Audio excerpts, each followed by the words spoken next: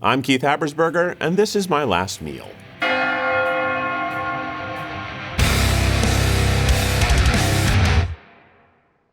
Every person has exactly two things in common. We all gotta eat and we're all gonna die. Today's guest is a musician, a hot sauce entrepreneur, and a founder of Second Try, home of the Try Guys. He was once first chair of the All-State Honors Orchestra, but most importantly, he's the founder of the Benjamin Franklin Pop-Tart Challenge.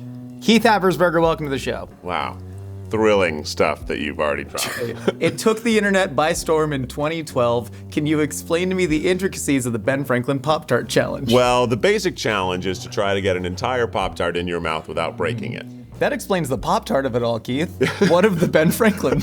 Well, in 2012, my comedy group and I were trying to make stuff. And we decided to make a web series about the Founding Fathers being transported from their time to 2012 Chicago. We just were the Founding Fathers out in public. I went to a Cubs game as a Founding Father. I went to out drinking as a Founding Father, and also made all these viral videos. Viral videos? They didn't do well. I made videos. You sure did. Where I ate a lot of Pop-Tarts. And during the filming of that, I must have had hundreds of Pop-Tarts because I was always eating Pop-Tarts in the scenes of the web series we made. Keith, we're here today to see if you still got it. Wow. And I'll be right there with you. Okay. A shrinkflation, I feel like, got the Pop-Tart. It actually might have. I think this is small. I feel like I could do it. You think you could? Because I don't think I ever could back in the day. Do you lube up? Oh my God. Ow. I never did that. Why I went this way? Jesus Christ. I can't do that. Oh. I feel like if you were in Edwardian England, you could make a fortune just doing that trick. Dang, I never could do it. You know what? Sometimes it's the trying that's important. Yeah, if not all the time for me. Have you thought about your last meal before? Only because you make this show, but I don't know. I was actually talking about the idea of a last meal and how it's sort of like twisted, right? Like we're totally okay with killing people for certain crimes, but we'll make it a little better for you. As far as your own personal last meal, was there any strategy? Was there like a telling the story of your life, just your favorite foods? Did you learn anything about yourself? Yeah, a few things. A lot of them are my favorite foods, and I think they actually already correlate to parts of my life. And maybe it was the event that the food was tied to, or maybe the food was just so good that I started tying events of my life to it. But everything I picked is something that I really loved in the moment, and I've gone back and had other times, and I love it every time. I'm excited to walk down that memory lane with you. Me too. And some of these things I only had like once or twice ever because the one thing is from Canada. I'm not there a lot. Well, we're bringing the Canada to you today, Keith. Are you ready to eat? I'm so ready. Let's do it. And now for the first course of your final meal.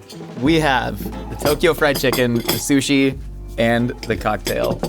Wow. Beautiful. These are so funny together. There's a couple things that stand out for me. I've noticed there's a pile of cheese next to the cocktail, Keith. Yeah, so I was on tour and I had an extra day in Vancouver, and we went to this restaurant that was by our hotel because we wanted to treat ourselves because we were like there for a Just for Laughs performance. So we were excited. And this was ordered by my friend Brian, who opens for us, and it was so good, and he ate the whole thing. So much so that my second cocktail, I ordered it, and then I'll also had the whole thing. And it's basically you're supposed to take a sip and then have some of the funky blue cheese and kind of go back and forth. And it was just like a fun drink, and I've thought about it more than I should have thought about it. Oh, Canada, you know? Oh, Canada. So Canada. What we have here, this is Beefeater gin that has been infused with roasted figs and then coffee filtered out to clarify, and then simply shaken, served up in with the pile of blue cheese. Should we try to dig in? Yeah, let's do it. Cheers. Cheers.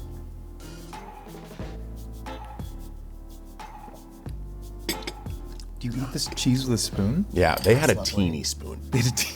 So you've already screwed up. The entire meal is ruined. Everyone go home. They had a teeny tiny fancy little spoon.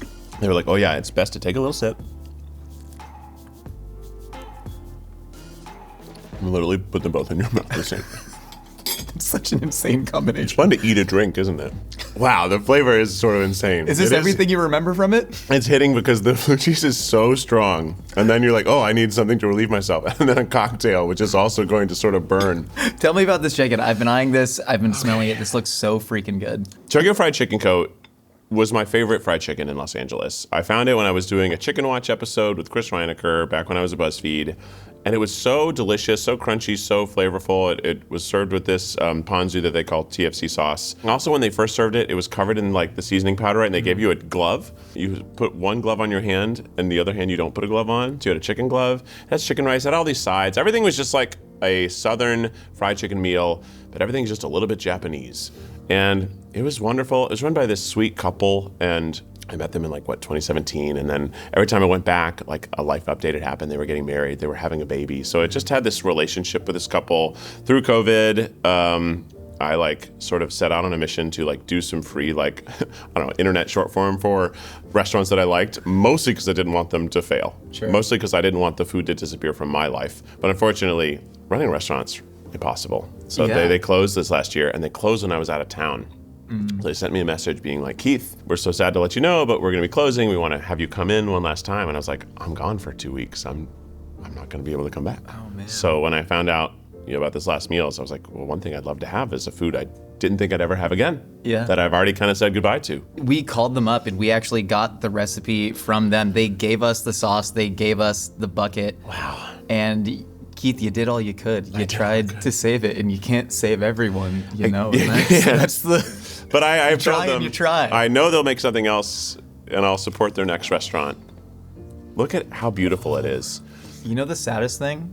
I remember when this place opened up 7 or 8 years ago, and I've been meaning to go for 7 or 8 years, and I never did. Well, now you can have it. And now I can have it. Cheers. Cheers, man. It's the best.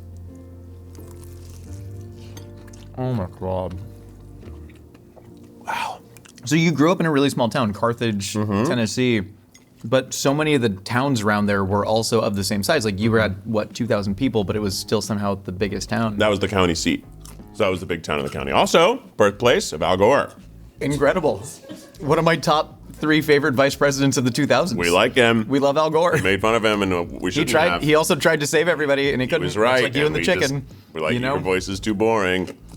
Did you have the classic small town barbecue restaurants in Tennessee that you still have a fair amount of fondness for? Yes. It was like a chain that was called Wits. I remember that being my first pulled pork that I ever had, and I was like, wow, that's so good. We didn't have even fast food. We had a Pizza Hut and a Sonic and a Hardee's, and that's all we had until I was 13. And at 13, the next town over got a McDonald's and a Taco Bell. Things really exploded. Huge. Yeah. Huge news for the land of Al Gore. It was sick. In some ways, it was great because it was quiet and it was very boring. So I feel like it taught me to entertain myself and have a creative imagination and build things and make my own fun. But also, it was an hour to a movie theater. So it also sucked.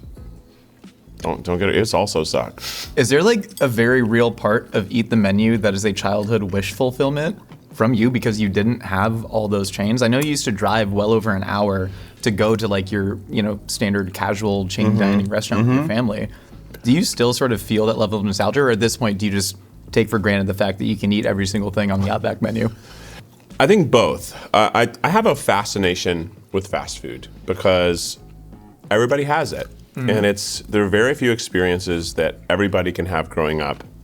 If you were in New York City or you were in Carthage, your Egg McMuffin tasted the same. Yeah. So there's, I don't know, it's this great equalizer. It's also America's biggest export other than entertainment. So it's our impact on the world. I don't know, I just really love it. And I also love chain restaurants. Also in the 90s, chain restaurants were restaurants. Going to Olive Garden was the fanciest thing you could do. It's so funny because there's almost this bell curve of restaurants for me where I'm like, this place is not doing authentic Northern Italian Torinese cuisine because they're adding more egg yolks to their pasta than they should. But then I'm also like, lobster raviolis back at the Olive Garden for $23.99. I'm in. Yo, they had lasagna nachos. They figured it out. What's special about the potato salad? It's good. Yeah, it is. It's really good. Just all of their sides were comforting and yet just a little bit Japanese or a little bit new. So it made it being oh, this is I'm having sweet potatoes for the first time, or I'm having potato salad for the first time. And there's carrots in it, and the carrots do a lot. It's funny how much you love new experiences, but also love that familiarity of chain restaurants. And I think there's something in this Tokyo Fried Chicken Co. that has that. It's familiar, but there is that one little exciting thing. Yeah, I think it's an easy entry when it's sort of familiar, but there's one layer of new. Yeah. Most people are pretty resistant to fully new. But if you say like, oh, it's like this, but just a little different, they're like, oh, okay. Keith, you gotta revive Tokyo Fried Chicken. I kind of wish that's your second act. I know. I wonder if That's like your 8th act if we're counting acts in the Habersberger life. am I famous enough to help it become a national chain? Maybe. Find out on the next episode of Keith Eats the Menu. Wow, that'd be a good promo. Okay, finally, we gotta get. Yeah. This is the Bluefin Toro Nigiri. We've scored it. We've lightly cured it in some soy. There's a little bit of wasabi on the underside. What's the story behind this? It's good. Great. It's the best thing. Well, I didn't eat sushi until I got to LA. It just wasn't. I never saw it in Tennessee. I went to some places in Los Feliz that I lived, and I just really loved it. It was great. At one point, I ordered myself one piece of bluefin, and now every time I go to have sushi, I get everything, or we order it, and then I order just one piece of the best bite in the restaurant. It's just pure decadence, and it's also something you should only have one of, so that you can really appreciate it. If you got only this, it would be too much. Dig in, man. It's beautiful. Oh, I can just like feel that fat. It's so soft. Man, we combed the entire world through millions of creatures, and we found the best one. I do love that every animal's bacon is the best. It's true. Yeah, we figured that if It's we were going always to eat, here. it's just here. Oh, this yeah. part. Okay. I know it's wrong, but I always eat it in 2 bites so that I can eat it twice. I was gonna ask, because it's not a size issue. I saw what you did with that Pop-Tart. No, it's just that I want to let it last. What's the craziest thing you saw happen in the dark corner of the Happy J skating rink? Well, the Happy J skating rink was the only place you could go in my town to have a high school dance, to have a little Saturday 10 a.m. social experience. So I remember the first time I saw a girl shake her butt way too fast. Like, How fast is too fast? yeah, for a girl but to shake like, her butt? you know those things where you put the belts on and it shakes your butt for you? She was shaking her butt that fast. Now, we were all in middle school, so I didn't know what to think of it or how she learned she could do that. Sure. We were impressed. And then, yes, you know, if you go to the dark corner, you try to make out. I never saw anything more than that in the Happy J skating rink. Well, because it was such a dark corner, you see. It was a dark corner. And also, it's very weird to grow up in a place where, like, at 6 or 7, you were roller skating, and the same location when you're a junior in high school, you're making out with your girlfriend. You know, it's sort of like, well, I've grown up here. I sort of had every experience. I had my first cherry Coke. And now you're watching a girl shake her butt. Shake her at the booty so speed fast. of- I was like, how is she doing that? I don't know if I've ever seen anyone shake their butt that fast since. You've often described like this almost innate need to perform from such a young age, but the town of Carthage was so small that your only stage was a church, and then the other church, and also the other church. Yeah. Did you ever like run into weird friction between churches as you showed up? Yeah. Yeah. So the Baptist church would let me be in their plays, but always cast me as a villain. Which was kind of great, but I was the only person who wasn't a member of that church, so I would play the villain character. At the time, I was like, oh, cool, this is sort of like the supporting role, but I didn't put it together that I was being cast in that role, maybe for a purpose. Yeah. The Methodist heathen has come into town. And the you'll be Methodists, stoned. they just didn't have the budget of the Baptists. The Baptists were putting on bigger shows than the Methodists were putting on, you know? So a lead role in the Methodist church, I was shoo-in.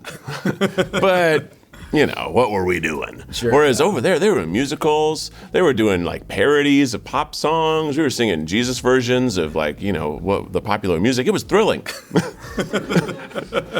And then I did, like, band. And that was all I could do. Yeah. And it fulfilled me, I guess. But and then I also sang in the church choir when I was in high school. I just love performing. I love getting people to like me through showing off my cool tricks. Sure. I learned to juggle. I learned to ride a unicycle. I basically acquired every trick of performance I could, except magic. Didn't do magic. You never did magic? I know. That's actually a huge shocker. I know. It seemed too hard. And I think also I don't like deceit. Like, I don't like playing games where you have to lie. Yeah. Something about magic is constantly being deceitful. And that's a Lutheran quality. Yeah. We don't And Methodists and mess with Lutherans are sort of, they come from the same, I think that Wesley still was somewhere in there. that. How much of that religious background actually stuck with you? Like, were you ever actually in that for the religious, the spiritual side, or was just, this is a place where I can go juggle? I mean, as a child, you're going to be brainwashed to do whatever adults tell you is right. Sure. So yeah, I was very into it, and I think I took a lot of great lessons. I think that the Methodist Church is a fairly progressive church, especially in Carthage. We had a female pastor by the time I was in high school. Like the first one in that city, town, I should call it a town. And I know that as they've grown, they were one of the first denominations that was accepting of gay people and all the things that you would hope that people who say love thy neighbor would believe in. But I'm not religious anymore, because I kind of came to the conclusion, if there's something after this, I think if I want to be a part of it, all that their rules should be are, don't be a piece of shit to each other. You should just be nice, try your best. And if that doesn't earn me into the next category, I don't know, it doesn't seem like it'll be that great anyway. Sure. They're letting people who aren't necessarily doing that, but just worshiping a greater thing. I don't know. If not being a piece of shit doesn't get you into the next life, maybe try juggling at the gates. I'm just saying it might get you in if it works for the Baptist Church. I mean, at the gates, I only juggled torches a few times because I was scared, but I'd pull them out. Ready to go to the second course? Not really, but we should. Here we have a cheeseburger, an old-fashioned, and then the deep dish pizza, truly a delicacy of the greater Chicagoland area. The first time I had deep dish, I was visiting Illinois to see if I was like okay with my parents moving us there. My parents were very good about this. Like, we got a job right before my senior year, and my dad was gonna move, and they were like, Keith, you could stay in Carthage and finish out senior year. We'll figure it out, or you can come with us. And I said, well, let me go see. The first place we ate was Giordano's, and we got a deep dish pizza, and I was like, what the hell is this? We got 2 slices each. Oh, can I serve you up? Yeah. This guy looks a little more Lou Malnati's, which I also like. I also really like. Nothing, no. What if I told you we got this shipped directly from Giordano's? Really? But this has sausage, onions, and pepperoni on it, and we did a little bit of surgery on 2 different pizzas, so we kind of made it extra deep dish for you. Yeah, because the frozen ones you can only get like single toppings, because I've done that as well. Yeah. And it's a great way to do it. Well, it's so much cheese. Is there a point where you live in Chicago for long enough to talk crap on deep dish pizza? Because almost everybody I know that's from Chicago goes, real Chicagoans don't eat deep dish, we eat tavern style, it's cut into squares. You eat both. Everybody who's in Chicago and saying they don't love deep dish is lying. It's the celebration pizza. You got straight A's, let's go to Giordano's. You're graduating, let's get Giordano's. I went to a rehearsal dinner for a wedding at Lou Malnati's. Like, it is a big event pizza, and it's so delicious and it's so heavy, and I can't imagine anyone who's about to have a wedding eating a bunch of deep dish pizza, but they did. We do have another Chicago staple for you. Yeah! Keith, this is Malort. That's Jepson's Malort. This is Jepson's Malort. When was the first time that you drank this? We always had Malort on hand. We're gonna do a poll. Please. Yeah. I want you to show me your Malort face. So we used to do this thing called 60 seconds of Malort, where you'd take a shot of Malort and you couldn't chase it for 60 seconds, and you just had to stare. You just had to stay there, and your friends would watch you, and you got to experience all the depth of flavor of Jepson's Malort. Oh God, it's so bad. Okay, Jepson's Malort. 60 seconds on the clock.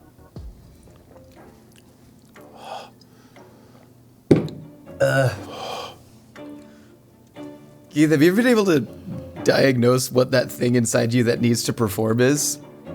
Is there like oh, Jesus Christ, it really feels like your body's being poisoned. It's so bad. Like, was it just seeking attention from family, or do you think that you just were born with something that, oh, Jesus Christ, that made you need to feel seen by others for your skills? I was the 3rd brother. My other 2 brothers were closer in age, so they had a natural bond, and I came late. Life was already happening. Both of my parents had jobs. The brothers were already doing creative things, and my older brother is a genius. My oldest brother was very smart and very popular, so then I showed up. And again, rural town, and just think I wanted to figure out what about me was special and make everybody realize that. So performing was it. I had a knack for it. I also, like, my mom would say that, like, she was like I was the most extroverted kid she'd ever seen. We would be in Florida at a beach on vacation, and we would put our stuff down, and I would immediately walk over and find another kid and be like, you want to play? Hey, you want to play? My name's Keith. And I just love performing. And I've gotten to do a lot of it. Like, I've been performing I've been traveling to perform at least once every year since I was 14. Maybe there's some love hole somewhere deep in me that I'm trying to fill, but I don't know. I think I think it's who I am.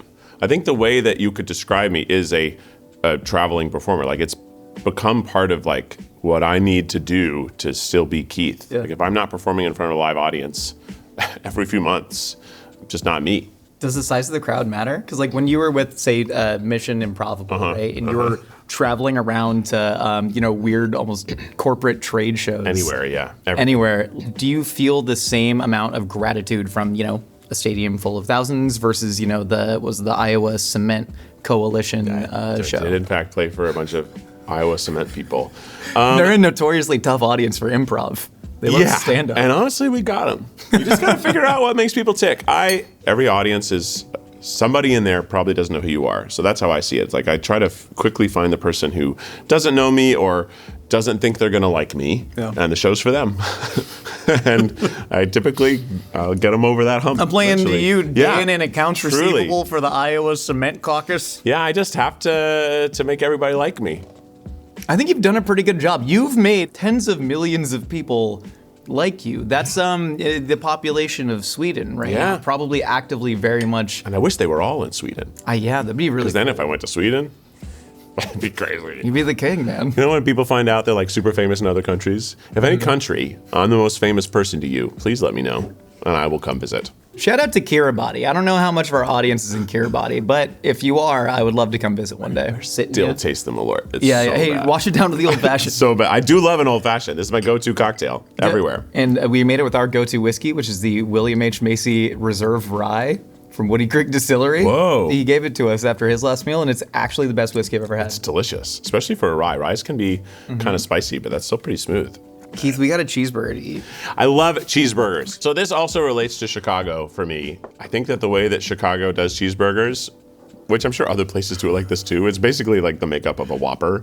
I'll have a burger that has blue cheese and onion fig jam, all that stuff. But I mostly just want this when I have a burger. Yeah, you wasted the blue cheese and the figs on your martini. On my drink. At the beginning. I would rather drink my food in that category.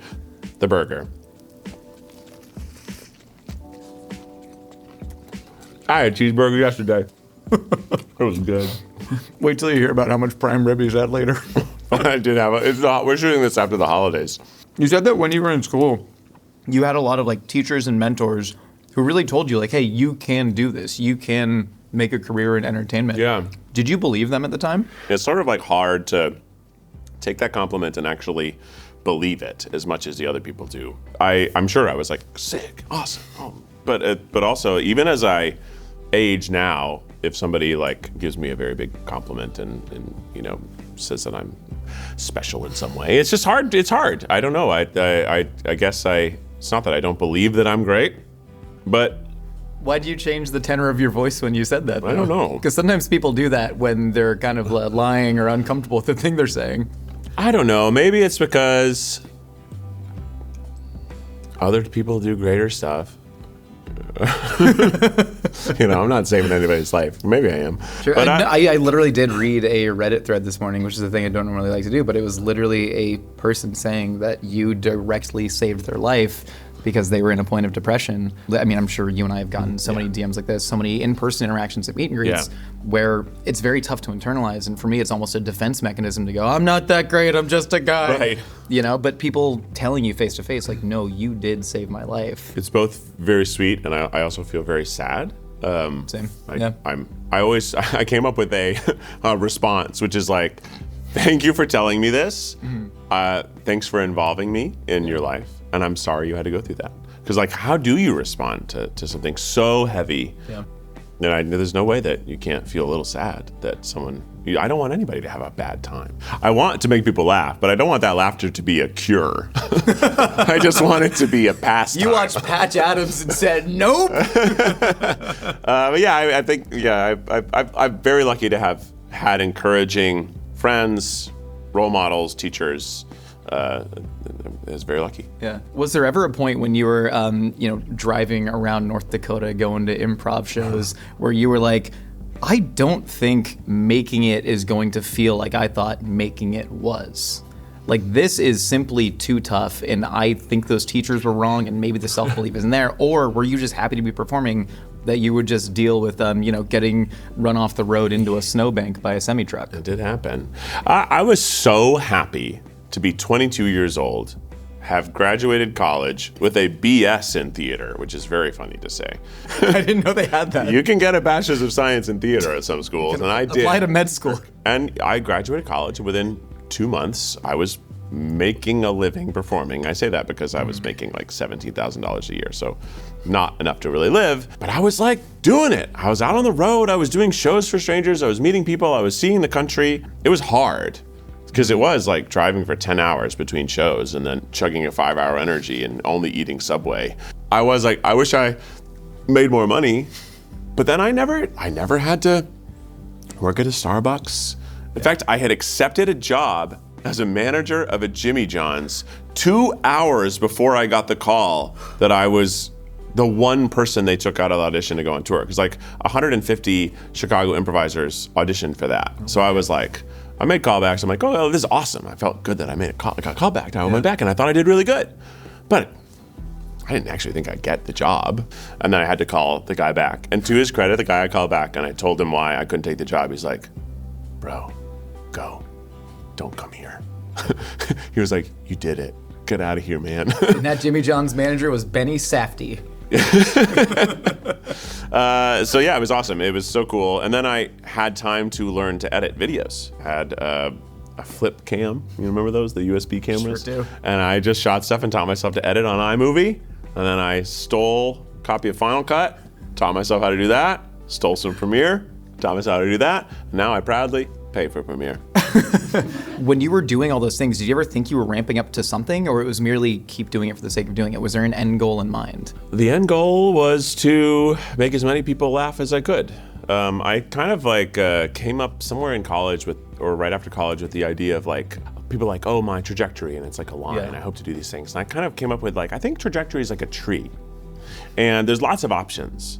And I felt as long as I was going up the tree, if I chose something to go down one branch, that branch like still changes direction once you go down it. So it's not like I was gonna be destined to do the thing that I branched off and doing. I felt like you could still go up the tree in some other ways. Touring improv honestly taught me how to perform for every different type of person and every different type of audience. I found out I became the version of me that was the most likable to an audience because of that. I learned how to edit, and then I came back and then I put up my own show with my group in Chicago called Octavarius.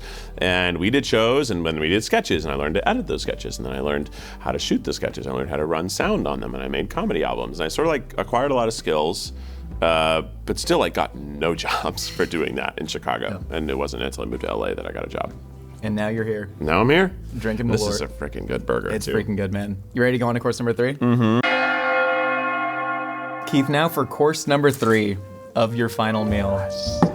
We have the Uyghur big plate chicken with smashed cucumbers, a large plate of prime rib, mashed potatoes, and then a glass of Pinot Noir. Of course. Cheers to you, sir. Cheers. I've noticed we've gotten to the classy portion of today's event. Huge proteins and starches, yeah. This is awesome. I have had prime rib 4 times in the last 2 weeks. And a ribeye in there as well. You are following Gorgeous. the new government dietary guidelines, if anything. Yeah, that's Look at you, true patriot. The Keith only thing in the Habersberger. administration I could be like, whoa. Okay. Listen, I do like the cheese. I do like to eat food. Where do we start? The prime rib? Can I give you some jus? This Yes, is a please. natural roasting jus.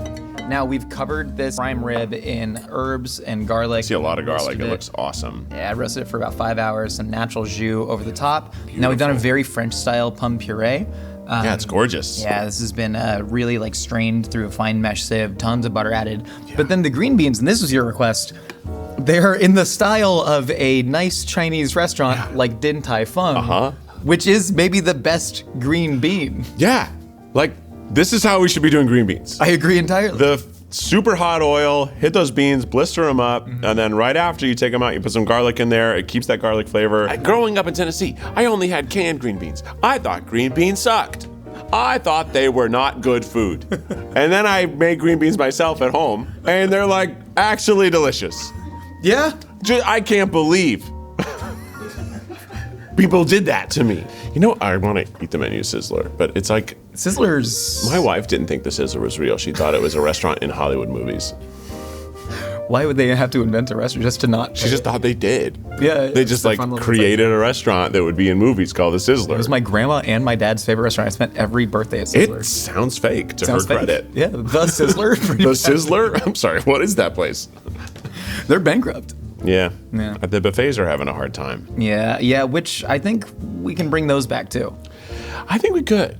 And buffets are fun. Do you think their buffets deserve to be saved? Because I think a lot of people would argue that like it's a very American shibboleth of excess, and that maybe they shouldn't quite exist. Yeah, but they're fun. They're fun is the thing. There's so many choices. Yeah, and I get to just put my hands all over them. This happens at the holidays too. If I was just served a plate of food, I will eat all that food, and I think I've had enough. If I've given a plate, and there's a mountain of food, there's no limit to what I can do. Truly. And you take a bite of something you don't like, guess what? It's garbage now. Yes, you may take it. I'm going to go get a new plate, not with that. Yeah. For as much as America eschewed the idea of monarchy, we truly all just want to act like king. We actually want everyone to be a king. Truly. So like, it's not that we are against kings, we're against one king. All kings, all at the Sizzler with their $5.99 seniors buffet. They don't check ages there. Oh, it's such good green beans. That's the first time I've eaten these with a fork.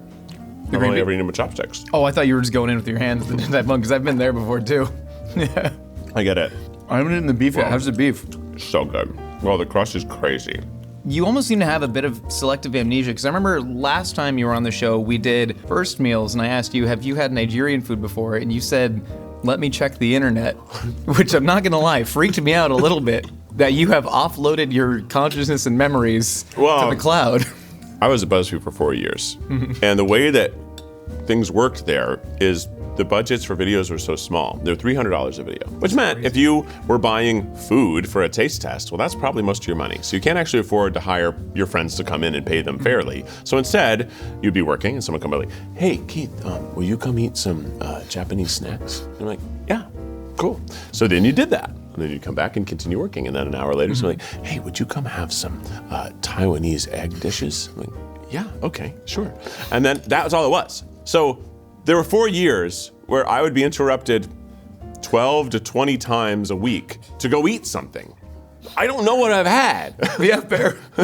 I had a lot of stuff. I am always surprised at how many things you have tried. I know that is a very silly thing to say to a person who started a company devoted to trying, but like every time I remember that you were on Broadway.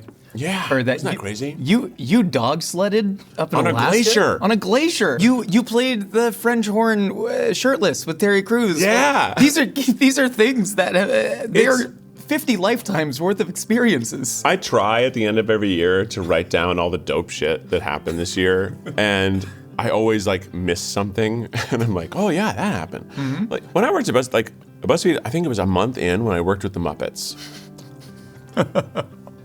I'm sorry, I met Miss Piggy a month into a job, and that like wasn't even the coolest thing I did that year. I started the Try Guys that year. Who cares? Miss Piggy was there. It was crazy. I felt bad every time I didn't understand what the Swedish Chef said, and that's the whole bit. When you say the Swedish Chef, that is a puppet that is controlled by a man and also doing a voice. No, man, when you work with the Muppets, you are working with the Muppets. You aren't working with the people. It's crazy. It's awesome. Do you interact with the puppeteers at all, or they're like, don't even look at me? You interact with them until you start doing takes, and then you don't. So if you're like, oh, I'm sorry, Miss Piggy, we didn't get that. She's like, oh, okay. and then Miss Piggy has to go 10-1. They literally communicate through the characters, so you actually are working with Miss Piggy behind the scenes. You're working with Animal behind the scenes. I often think that I've completed so many other people's bucket lists that I don't have one. I don't know what I could have. And I didn't want to try all those things. Not that I was against doing them, but it wasn't like a dream to do. I wasn't like, oh, someday I'll dog sled on a glacier.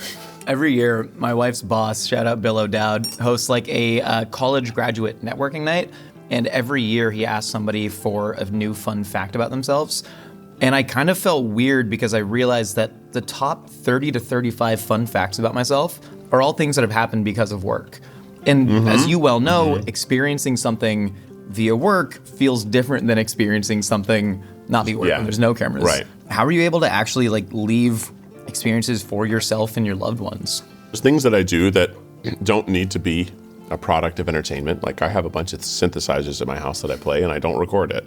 I don't know actually how to play them.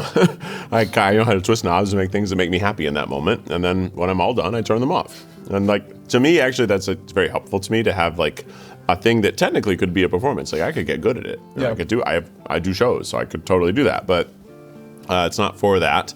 I've gone on vacations and I try not to make vlogs on those vacations or anything like that. I just sort of do fun things. But I think as I've gotten older, it's a real solution to trying to make everything content is laziness. I think that's a good solution for a lot of things, if I'm being honest. I'm so bad at upkeeping my own personal Instagram and social medias because I have to do so much work that's content. So like, it's not really fun for me to post updates. Yeah. I've never had this before, but I've heard you talk about Dolan's Uyghur Cuisine Big Plate Chicken, the best named dish in the entire game. We just got it straight from Dolan's. Yeah. Got all the potatoes in there. There's smashed cucumbers. When was the first time you had this?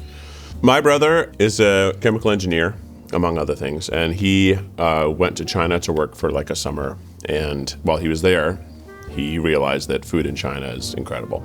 And so when he came back, he took me we actually went to a place called Omar first, which is also very good. I don't know if it still exists, but it's also incredible, very good. But specifically Uyghur cuisine, which is Muslim Chinese food. So it just has a really great array of flavors. And this dish in particular, I think is like the epitome of comfort food because it's basically chicken stew with no stew. Please dig in right up. I'm gonna try. I'm gonna have use to my prime rib. Yeah. Plate as a side plate. So it has Szechuan peppercorn. It also has ginger and anise, and it's just so good. Immediately, the aromatics on that are so freaking delicious.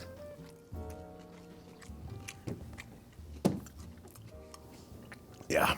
Were you emotionally close with other members of your family? Like I know, your dad was a mining engineer, your mom was a teacher. Neither exactly big performers, I can imagine. Right. Like, did you ever feel truly seen by family, and how did that feel when you were a kid? My dad did sing in choirs, and he sang in barbershop quartets when he was in college. Hell yeah, yeah. And he competed in barbershop competitions. So he had that performance vibe, and then my mom is very extroverted, and I think a good teacher should be a performer. But I think they came from a generation where you have your passion and you figure out what's a skill that your passion also works in. And I was lucky enough to be able to be someone who would follow their passion. I will say that my mom always said, make sure you pick something that'll make money. So when I went to school as a theater major with my backup being French horn player, they were pretty concerned. They're like, oh, if I can't do theater, I'll just play French horn. Yeah, they're very supportive, and luckily it worked out for me. How much do you know about subterranean rock quarry mining so dust doesn't flow over an entire town as it would in an open quarry? I know more than you would expect. I got underground mine safety trained, so mining is the only occupation that has its own safety and health administration. There's Oscha for everybody and Mscha for mining. If you are going to have a job where you go underground, even once, you have to take a week of underground safety training where you learn about carbon monoxide and how that exists and how dangerous it is. And you learn about how to use a carbon monoxide that turns into carbon dioxide, which is an old self-rescue breather, which meant you were breathing carbon dioxide, which is not good. But you can breathe it for an hour before you die. For carbon monoxide to become carbon dioxide, there has to be a combustion reaction. So every breath you take out of this thing gets hotter. So by the end of the hour, you are breathing burning carbon dioxide, but that's better than carbon monoxide because one mouthful of carbon monoxide will kill you. So I learned about that. And I learned about wearing shoes with steel toes and hard hats and other stuff. And also because I was like, 19. I was in the class with only like 40-year-olds or 50-year-olds who were getting their re-up because you have to redo it every 10 years. So they were all like, blah, they were not paying attention. I was being an incredible student. I was like, combustion. And then I had to get like local safety trained every time I went into a mine because I was an intern doing inventory on machine parts at quarries. So I would go to a quarry, I walk around the entire quarry, which are huge, and I would look for a serial number that was this big on something the size of a building. Well, if the comedy thing doesn't work out, and if the French horn thing doesn't work out. I will say that when I finished my internship there, the boss was like, hey, you could be a really good employee here. And then another guy who was like very charismatic and sort of the clown of that office came over and said, don't work here. It's like, you're too fun. Don't let this extinguish your light. And that man was Josh Safdie. You ready to go to course number 4? Oh, we didn't have them. Hold on, no, we got cucumbers. The cucumbers, eat the cucumbers. Yeah, cucumbers. They're really good. They just taste like garlic. Noticing a pattern with the vegetables. I like garlic. Keith, for course number 4 of your final meal on Earth, you asked for a surprise, but you also asked for Korean barbecue. So we thought that we would surprise you with a little bit of never before seen Korean barbecue action. So what we have here, you're from a small town in Tennessee, so we are combining Southern barbecue with Korean barbecue. What we have here is a mac and cheese tteokbokki. We have kimchi hush puppies. We have a little bit of doenjang braised collard greens, and then some gochujang and ssamjang baked beans. We have a little bit of pickled daikon with the white bread. We have the kimchi coleslaw, some gochugaru barbecue sauce, and then over here, this is the star of the show. This is something to my knowledge that has never been done before. This is a Korean pastrami style brisket. We have actually cured it in effectively a bulgogi marinade, but for 2 weeks. And then we coated it in a mixture of white sesame, black sesame, more gochugaru, and some Asian pear puree, and then slow smoked it for 10 hours. And now we're going to throw it on the grill. Did you start curing this on Christmas Day? I swear to God, Lily called me on December 29th and said, hey, I'm curing the pastrami today. Thank you, Lily, so much for working on your break. We didn't ask you to, but also we wanted, so I just thank you for going the extra mile. This is incredible. Mm-hmm. I don't think you can do this. I feel like this isn't allowed. Cheers. Okay, so also you did mention a lot of different Korean alcohols that you enjoy, so we got all of them. This is Terra beer. Yeah, Terra's good. It's good. It's good. But in the Terra, Cass, or Height conundrum, where do you stand? I normally get Height, but mostly because that's the first one I had, so it's just like, oh, that one was good. Yeah, same. The giant pictures of Height when I was drinking in Koreatown when I was 21. The funny things. The tubes. Mm-hmm. The tubes made like with spigots in the bottom? Bongs. Yeah. For beer. God, man. But not a beer bong. No. Different. No, but if you got underneath the table, you could drink it like a beer bong, and then they'd start yelling at you in Korean, then your birthday song would have to translate. Yeah. They're way more exciting than a pitcher. Like they're 4 feet tall. It's like a flag. For me, I love Korean barbecue. I had never had this either until I first moved to LA and Eugene took me, and it kind of blew my mind. I guess I had assumed it was like Mongolian barbecue, and I was like, that's fine. I don't love that kind of flat top grilling experience thing. But then I had this and I sat around and it was like, oh, this is everything I love. I love big communal meals. I love a centerpiece. In fact, I had Korean barbecue for my Thanksgiving dinner in New York. One time I was doing something for the Macy's Thanksgiving Day Parade. I was in New York for dinner. We went to Baekjeong in K-Town in New York, and I was eating there. Anthony Bourdain was eating Thanksgiving there too. No shit. At Baekjeong in New York? Yes, at the same time that I never felt more affirmed in my choice of where to eat. I think it is the most fun dinner that you can have. I agree entirely. Can I give you some toasted white bread? I loved it. We toasted it on the grill. This pastrami is insane because I don't think I've ever had a pastrami in this situation either. Like, brisket's not normally a pastrami brisket in the barbecue sense, so. Yeah. So, I've not tasted this. I have no idea what this is going to taste like. Cheers. It smells so good. Whoa.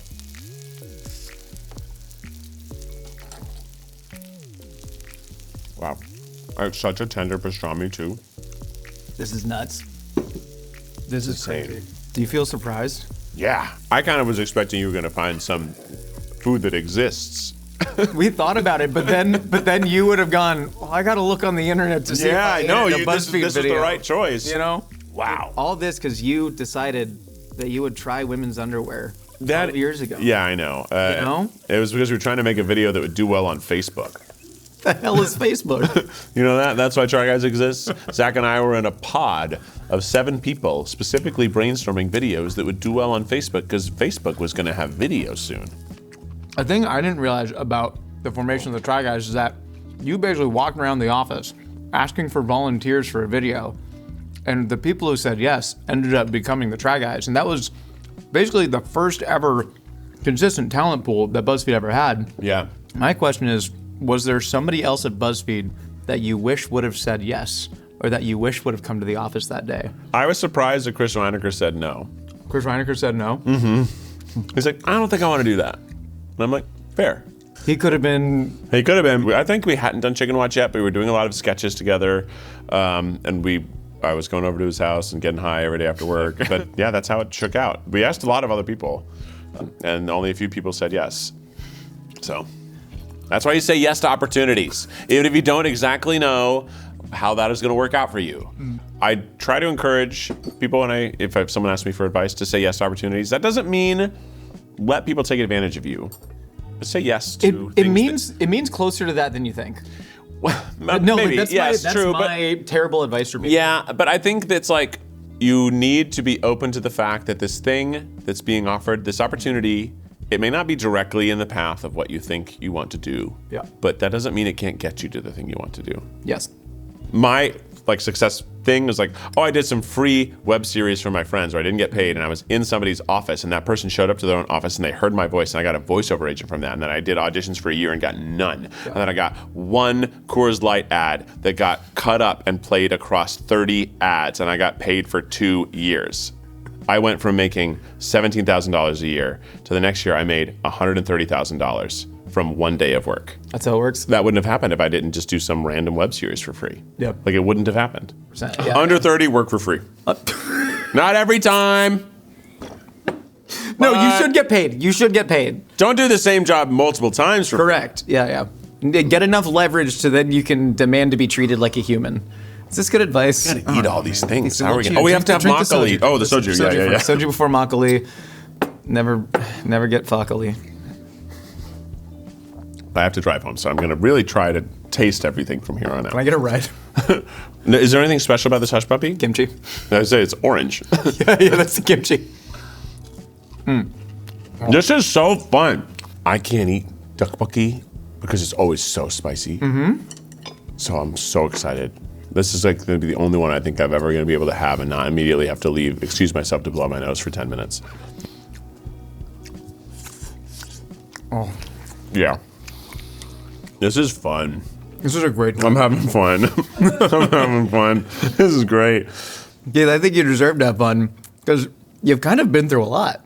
Was that a good segue? Yeah. Thanks, man. No, but for real, like if you look at the last 5 years of like surviving COVID as a young company that you are now like co-founder / maybe CEO of. Yeah, we're CEOs. We're co-CEOs. I don't think I'm a good one. I don't think I'm a bad one. But that wasn't my goal. But to like survive COVID through all of that, to then go through a big scandal that could have destroyed the entire company. Yeah. To then pivot that entire business model of that company that I don't know if the audience like knows how big of a shift that completely was. But somebody from inside the industry, it's like, holy crap. Yeah. That's another threat. And then you have a whole personal life. You brought another human into this world. Yeah. And I know had like a hell of a time doing that. Yeah. Was there ever a point where you were like, I can just wash my hands of all the work, of all the responsibility, and step away? I think when we were in the throes of it, it was like exclusively stress. Yeah. So it was very tempting to be like, maybe we should stop. I think a few things made us want to keep going. And one was like, I didn't want, what somebody else did to, I didn't want to let that stop me from being able to do what I want to do and what I could do. I also didn't want the audience to be punished to not have the thing they liked because of that. And then I also think I didn't want our staff to be punished for that because if I stop making stuff, then 20 people don't have jobs. So I felt a pretty big responsibility to all those people and to myself and all the work we had done. We built this brand for so long. So those are the things that made me want to keep going. And then, yeah, I mean, Henry came about 7 weeks early, so we were in the NICU for like 6.5 weeks. He's great now. Like, there's peaks and valleys in this. There's hard years and there's good years. So thank you. I guess stopping just wasn't really even an option. Yeah. Like you said, we switched our business model entirely, and it's going well, but it's not in the place where I can sit back and like take my foot off the gas of working really hard. Like this is like something that takes like 4 years to build. So I'd already built something that took so long to build, and then switching to a subscription model, convincing people to pay for something when there's a lot of stuff you can watch for free. I get it, but also I do think that what people make is also worth paying for. I think if a Coca-Cola is worth paying for, then a TV show is worth paying for. If a movie's worth paying for, then this show is worth paying for. I think this would be worth paying for. I just think it's like, there's so much. So I get it. And also, everybody's financial situation is different. But I think we're as cheap as we can be. I realize that it costs less to get a second try subscription than it costs to add a family member to your Netflix plan. Delete Netflix, subscribe to Second No, just Try. kick your mom off. Oh, sorry, kick your mom off of Netflix. What else should they kick their moms off of so they can afford Second Try? Probably all of them. I can't imagine. Most of them are so expensive, and they don't even tell you. They like send you an email because they legally have to, and it goes in your spam folder, and then suddenly you're charged $23.99 for a month of this show. Like, that's crazy. I don't know. If life was easy, everybody would do it. Classic joke. Do you ever actually think there's a point where you think you will have built Second Try up to a point where now you're sustaining it with new cast members that you could actually walk away and relax? Would you focus on Lou Burger? Like, what is your ideal scenario for being able to detach at least a little bit? Yeah, a lot of people, you do a lot of stuff, and then you eventually be like, okay, I'm going to step out of the limelight. I don't want to be talent anymore. I just want to do stuff. I'm like, no. Actually, I would just love to replace all of my responsibilities that are behind the camera and running people, and I just want to show up and have fun and be entertaining and then go home. So I would do less work, but I wouldn't be less visible, because to me, it all goes down to like performing at the Baptist church. I just want to perform. There's another alternate universe in BuzzFeed that I want to explore. It should have been the celebrity bat interview. Yeah. Aaron Taylor Johnson gets surprised with a box of bats. I know, right? That's close. So there's the big puppy. Yeah, you're talking about the celebrities get surprised by puppies or meet puppies, the puppy interview. Your idea. It was my idea, and at the time there was a little contract dispute going on within BuzzFeed, and I wasn't signing something because I thought it was unfair. And they said, well, fine, if you don't sign something, then you can't be in videos. And I'm like, okay, well, I'm on a contract that doesn't actually require me to make a certain amount of videos, so I guess I'll do nothing. And we'll just have a stalemate for 2 months. And I'll show up on time and I'll leave. And I'll do nothing. And during that time, I came up with the Drunk Girls Get Surprised by Puppies, which was also Drunk Girls Get Surprised by Bats.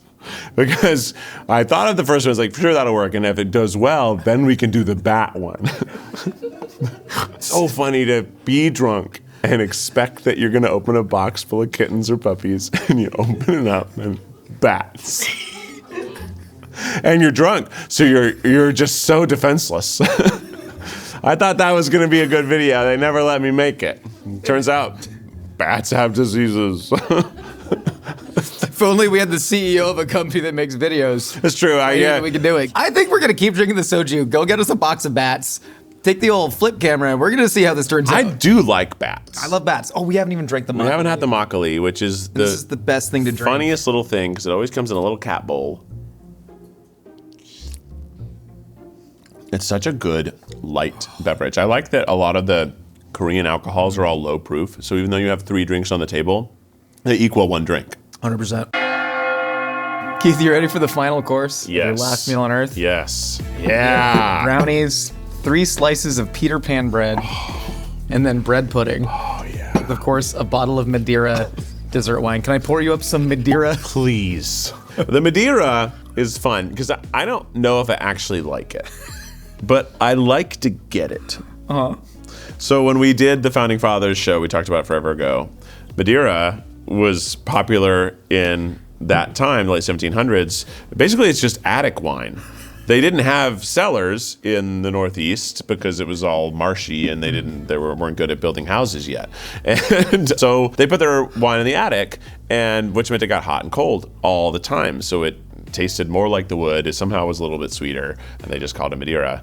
And this is like more close to the wine they were drinking in the colonial times. So we were drinking this all the time to be in character. And look at this glass. It's raisin flavored. It's raisin flavored. It's wonderful. What a unique smell. It's so funny. It is funny though. Madeira it's like claret or but port. It's like something that only a founding father would have drank. It really tastes like But you really lived the life of Ben Franklin for a while. Yeah, Pop-Tarts and all. You have so many Ben Franklin videos out there. This was the first time I made stuff that was like a viral format. So we were making this web series that were like 10-minute episodes, but to promote them, we were trying to make viral videos. So those are the first things I made that had like 15,000 views and 30,000 views. And I was like understanding like, oh, if you do one joke 20 times, people like that. Just in rapid succession. So that taught me that the format was more important than whatever little story you thought you were telling. Yeah. So you should just make formats, which was a good lesson. But these things are all fun. Can we eat this bread pudding first? Yes, let's eat it first because it's hot and it's going to be so good. We have some beautiful caramel sauce. So what we have here is a brioche that we've dehydrated overnight to make sure that custard can really soak in there. Then we have some vanilla ice cream on top of there. After it's been baked off, a little bit of cinnamon, a fresh caramel with a little bit of sea salt in it. Oh God, Keith, we even have a big spoon. You can see that. You're gonna go. You can use that whole big spoon in your mouth. You don't even need to serve with that. Look big how spoon. careless we are. Caramel's on the table. We're That's drinking dessert. Madeira. That's we don't freaking have a care in dessert. the world. Dessert. The caramel's all over the table. The ice cream's melting on the table. Bread pudding is so good. I think it's the best dessert. There's something about it, like, I think also I imagine a lot of like bread pudding comes from just like using the old bread and turning it into dessert. So I think it's fun, it's story, it's so sweet, it's savory. I call it wet slop. Yeah. Yeah, and I love wet slop. And also I love that it's one of those like puddings that's like, that's not pudding. But it's our holdover from our daddies over there in the UK. Speaking of daddies, with this Peter Pan peanut butter bread, you have indeed found a different way to honor your daddy other than bagels. Yeah, well, I think that is a lot of growth. Raisin Bran. I made Raisin Bran bagels, cinnamon raisin bagels, cinnamon raisins. My dad loves Raisin Bran. Every single day of my life, my dad had Raisin Bran for breakfast. And, lesser known fact, every single day of my life, my dad came home from work and ate this. And then proceeded to help make dinner for the family, and which he would eat dinner an hour and a half after this. And I would later find out that it was because he would go to work early. He would go to work at like 5 or 6 a.m. Instead of doing a 9 to 5, he did like a 6 to 3 or 4, so that he could come back and spend more time with us. And then also, I think he just wasn't eating lunch. That's just like dad shit. You know, that's classic dad shit. To not eat lunch, to come home and eat 3 slices of bread with peanut butter. I think as you get older, you just continually drill down into the person that you were meant to be. And your dad just loved white bread and Peter Pan peanut butter. That's good. Do you find that with yourself? Do you find moments where you are turning into your father, or the opposite, where you're turning away? No, I definitely do a lot of things that my dad does. Something else he always did growing up is he sings harmony to whatever music there is. So if there's music on the radio, he's kind of humming the harmony line. If there's music being played somewhere, he's kind of humming the harmony line. I do that all the time. I just hear the harmonies in my head and I can't help but to participate. So he does that, and he likes little projects. He gets very excited to build something fun. I found that I did the same thing for Halloween. I built Henry a garbage truck Halloween costume out of cardboard. It fully looks exactly like a garbage truck. I crushed it. It was just like a fun little project. And so definitely, I think being a dad is one of the best things. But I do eat like a lunatic now, because like breakfast is whatever Henry didn't eat. So it's like a little bit of a waffle, some toast, part of a banana. Yeah. I just sort of gobble that. And then I get home from work normally, and Becky and Henry have had dinner, and I put whatever food has been made into my mouth in 2 minutes, and then we go straight to bath time. So like at home, meals aren't like fun anymore. That's why you have to come here for that's why I really love like fun experiential meals is because food is a little bit of like a distraction from This is your getting version of like a things done. date night away. Truly. I was very much looking forward to this. I didn't eat lunch today, so I was like, I'm going to eat a lot later. He's becoming Donald. Yeah, it's true. I knew I was going to have this. But I'm very excited because I don't eat this a lot. But it is so nostalgic. I don't know the last time I've had Peter Pan peanut butter. It's probably from the same factory as all the other peanut butters, Yeah. but it's special. Yeah, this is what it was. And it was 3 pieces. So many pieces. This bread's a little too nice. Noted for next last meal. Yeah. It should You have can been smash it down a the little bit. cheapest Wonder Bread, bunny bread. I think it was bunny bread. I didn't remember that until right now. The thought of washing this down with Madeira right now is making me feel a little bit sicker than I thought it would. It's gonna be good. Okay, maybe not. Oh, that Madeira flows through. You know what the peanut really doesn't work with peanut butter? You think it would is coffee. butter. No. It's gotta be whole. It's gotta be a glass of like 1% milk. It is incredible how much You really do seem to enjoy caring for others. Like even the way that you're talking about, making Henry this Halloween costume and then, cooking dinner for them and kind of forsaking your own comfortability. It's almost the way that you talk about running your company as well. Like, well, I couldn't possibly fathom stepping away from people that need some sort of care in their lives. Are you able to like take care of yourself or is that your version of self-care?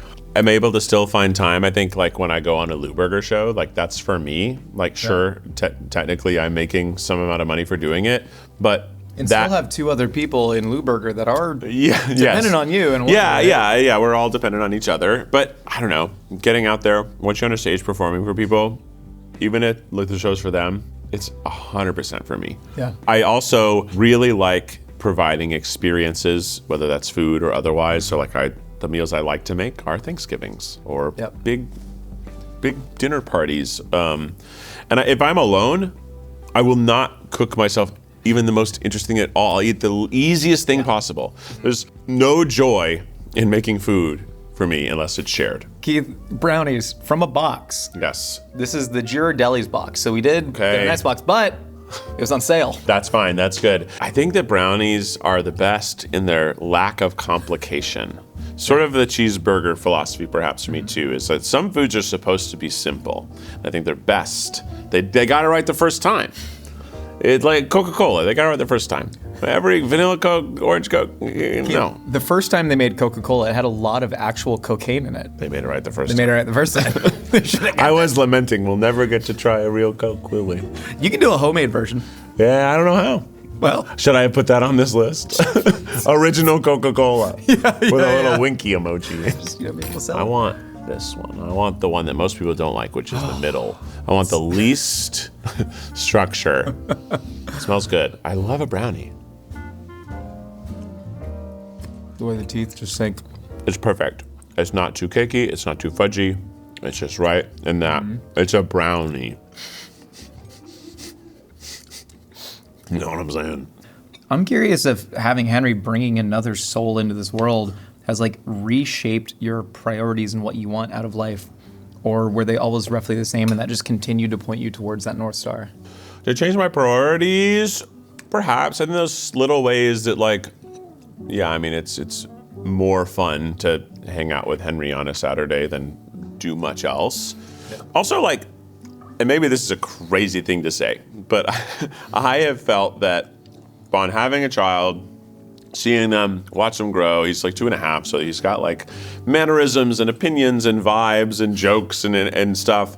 And I realized that like having a kid is not just making a new person that is like got your genes and there's some things about you that's in them. It's like, no, actually, weirdly enough, Henry is also me. Like he is an extension of me, and I realized actually, no, I'm actually just an extension of my mom and dad and their parents, and like I'm actually just still the living proof. He's the living proof of me. I'm the living proof of other people before me, and that like it's almost like It's my opportunity to make the best next version of me, just as I was the next best version of the people before me. It sounds crazy, but like that's just the same person. He's just an extra version of me that now gets to attack life, and I'll do my best to arm him with all the things that I think he will need, and then there will also be lots of things that he gains that are not like me, and that's fine. But right now, he's me. I look at him and I'm like, that's me. I don't know if I've just drank way too much Madeira and soju or had too many trans fats, but I'm not kidding you. That is the best explanation I've ever heard of what is an ancient concept that people have been writing about for thousands of years, right? In Greek texts, in Homer and Virgil, they're talking about the idea of like legacy and passing on. And I never understood clearly why. I've always known that I wanted kids, but literally hearing you explain that, I've never thought about it so literalistically, but in a way that actually is intuitive and makes sense. We ask every guest on the show, what do you think happens when you die? I guess it doesn't matter. Who cares, man? Well, if there's nothing, can't even experience nothing. True. I hope that there's something sick as hell. Water park, family's there, friends are there. Happy J skate rink, skate with Jesus night. The girls are shaking their booties as fast as they can. Faster than they even used to in the past. I guess that I hope that if there is something to see, I would love to see loved ones that I don't have anymore. And I hope that all it takes to get there is not being a piece of shit. I don't know if you've seen him as the villain in several Baptist plays, but... I have. I was. You ready for the lightning round? Yeah. Keith, who's the one person dead or alive you'd want to share your actual last meal with? Henry, but in the future. What song do you want to be played at your funeral? All Star by Smash Mouth. Oh, R.I.P. the lead singer. Can you make up a white people taco night type jingle for your own last meal? No. What Pokemon would you most want to eat? Ooh, Farfetch'd. Who's your dream eulogizer at your funeral? Obama. Oh, if you could have another moment from your life recreated on SNL, what would you want it to be? Villain in a church play. Oh, that'd be a good sketch. That's a sketch. That'd be a good sketch. What's your biggest fear? Falling. What's your greatest regret in life? There's probably people I could have been nicer to a long time ago. Are you happy? Yeah. You seem happy. That was a quick answer. That's convicted. Happy, Finally, Keith, what do you want your final words to be? Don't close that door! I don't know. Who knows? You have a tiny little... Can I get this little crumb right here? That's really... His final words were caring for somebody else enough just to get the crumb off. Can I get this little crumb off your lip? I guess there's people there. So I'd say, I love you guys. Thanks for being here. Thank you for being here, man. Yeah, thank you. Truly, no, this is a fantastic meal. Big fan of you. And honestly, I feel like you've been a sort of mentor to me over my own journey and all this. I think of you as like a person I wish I could be more like. What? Yeah. I wish I had your life. God dang it, I thought it was going to work that time. That would worked. be funny. Keith, tell the people what you got going on. So we have a subscription service called Second Try. There's lots of unique shows there. We also have a new channel, Try Guys Game Time, we're bringing back. So all of the TryCast has their own channel now, so you can fall in love with them just the way that we've fallen in love with them as well. We have a murder mystery show coming out later this year that's going to be on Second Try. We just had Drop in a City, which is our big scavenger hunt show on Second Try. There should be a free episode out on YouTube for you to watch it, fall in love with it, and then pay me $5 a month to continue watching it. And I'm sure I'm going to eat a lot of menus, as I always do. I got new hot sauces coming out this year. One of them is going to be a lasagna sauce. I'll let you guys ruminate on what that might be like. We all got to eat, and we know you're dying to get your hands on a last meal's apron and pin. Get yours now at mythical.com.